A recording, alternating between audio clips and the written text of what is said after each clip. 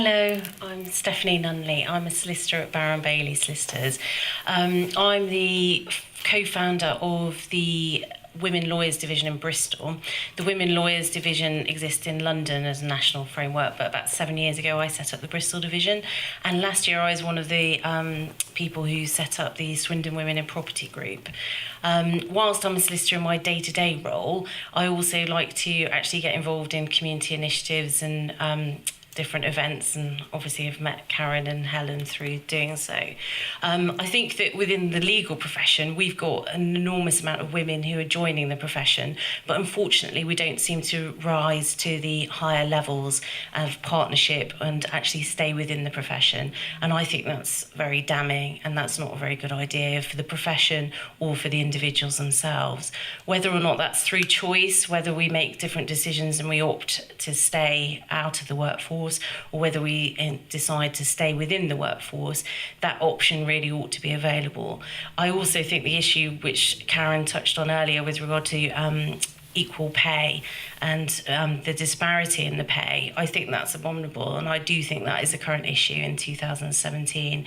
It's a very live issue, but I think it goes back to the point that Marina raised earlier in terms of we are individuals and we are perhaps isolated in the fact that we're not all together in a factory being exploited. We are now individuals, we're not part of a union, and we don't necessarily have that one voice to speak with, which is perhaps why there is still the gender parity in terms of the equal pay.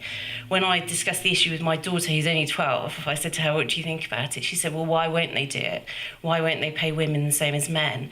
And they won't pay men the same as women and women the same as men because they can get away with it, because it's cheaper for them. Why as a business would you pay people less if you can afford to do so? And I think the issue is that perhaps we don't have that amplified voice as individuals because we feel isolated and that we are standing alone. Although we've got social media, which is all very helpful, it's very difficult, as you raised earlier, Marina, in terms of if you're on that workforce and you're the one who's been given the 7 a.m. shift, how do you stand up to a boss like that who is potentially, hostile? And it's not just an issue for men, it's an issue for women as well, who don't necessarily have the ability to increase their pay rise because they've got to ask for it. And it's something which is effectively beyond their control. Even if they ask for it, they're not actually able to secure that pay rise. And I think that's just an issue which can affect home workers as well, or people who work remotely. And it's an issue which can affect men as well.